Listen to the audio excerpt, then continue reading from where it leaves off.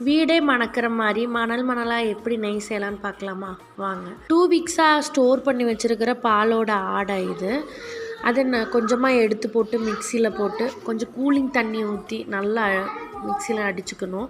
அடித்ததுக்கப்புறம் இந்த மாதிரி விரண்டு வந்துடும். நான் இருக்கிற எல்லா ஆடையுமே எடுத்து முடிச்சிட்டேன். முடிச்சதுக்கப்புறமா எல்லா ஆடையுமே ஒன்று சேர்த்து மறுபடியும் ஒரு டைம் நல்லா வாஷ் பண்ணி தண்ணி ஊற்றி நல்லா வாஷ் பண்ணி எடுத்துக்கோங்க. பின்ன ஒரு பாத்திரத்துக்கு தேவையான அளவுக்கு வெண்ணெய் வச்சு அதை ஸ்டவ் ஆன் பண்ணிங்கன்னா நல்லா உருகி மெல்ட் ஆயிரும். அதில் 2 கறி லீஃபை போட்டுக்கோங்க. போட்டு நல்லா கொஞ்சம் நேரம் கொதிக்க விட்டிங்கன்னா இந்த மாதிரி ப்ரௌன் கலர் ஆயிரும்.